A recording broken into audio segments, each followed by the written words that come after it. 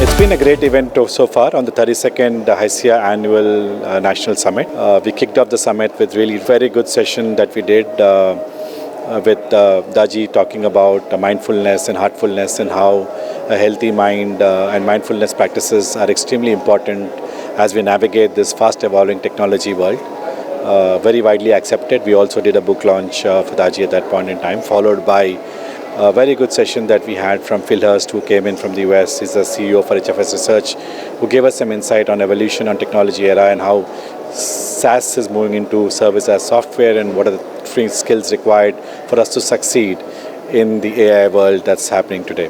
So this was followed up with a very practical session that Dr. Nageshwar Reddy did, where he covered applications in AI to drive better use cases on saving lives, improving productivity, helping doctors to be more effective and efficient from a business standpoint. I think great insights there, and all that too at very fractional cost from a business standpoint. This is followed out by a great session by Vijay Rai, who spoke to us about towards the second half of the session. We just kicked off a couple of sessions. The first one was on GCCs and how we're driving value for GCCs, followed up by a session that's ongoing today, which is around digital public goods and citizen services and how this is applicable in citizen businesses. So that's a very good initiative that's happening today, which is followed up by a couple of other keynote sessions. We have Sangeeta Reddy talking about healthcare and how AI has been embedded into healthcare and scale hospital systems. And we also have Mr. Venkat, who's the CEO of a scientific, covering a few more topics. We have parallel tracks happening on talent and what the talent management practices have to be in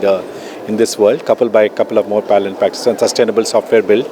With AI and how AI is evolving, we need to be conscious about the amount of energy consumption that's happening. So building software in a nice manner is going to help us from a sustainable standpoint. We also have a mentor launch where a lot of startups that are here are being assessed and evaluated, and we're also talking to them about how they can seek investments. Where we have a VC way of investing that's happening now, where a bunch of startups can participate and understand what VCs look for and how can they get money to build their businesses.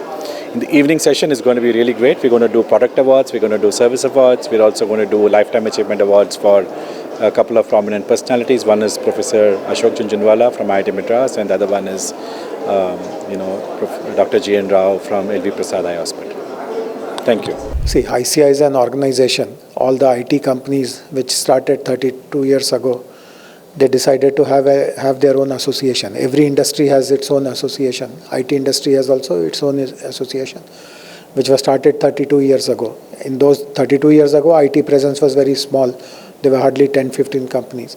Today we have close to 1,500 companies, and HYSEA has become a very important body. They give lots of important feedback to the government about technology trends, about new generation technologies like AI, about skilling, about how do you improve infrastructure, how do you promote innovation, how do you take IT to smaller towns, smaller cities. So it's a very good partnership between between Telangana government and HYSEA.